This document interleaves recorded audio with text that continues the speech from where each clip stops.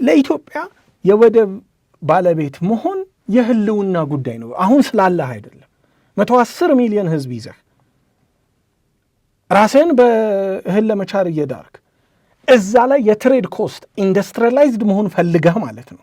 ወደብ ሳይኖርህ ኢንቨስተሮች በሙሉ መተዋይተው 2-3 አይተው ነው የሚመለሱት።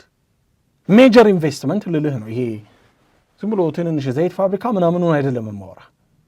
ሜጀር ኢኮኖሚክ ትራንስፎርማቲቭ የሆነን በአንድ ጊዜ በአመት ውስጥ 100,000 200,000 ሰው መቅጠር የሚያስችል ኢኮኖሚ የምትፈልግ ከሆነ ወደብ ግዴታ ነው። ይህን ማድረግ ካልቻልክ ደግሞ እንደ ሀገር ላትቀጥሉሉ ትችላለህ። እና ይህን የህልውና ጥያቄ ይሄ ትውልድ መመለስ አለበት። የባለፈው ትውልድ እስከሚችለው ድረስ ዋጋ ከፍሏል። ይሄም ትውልድ ይሄን ኮስት ይከፍላል።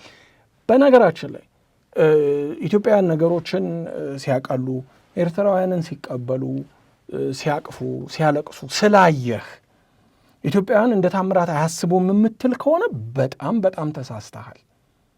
ዜማ አስመራ ይቃኝ፣ ጃፓን ይቃኝ፣ አይ ዶንት ኬር።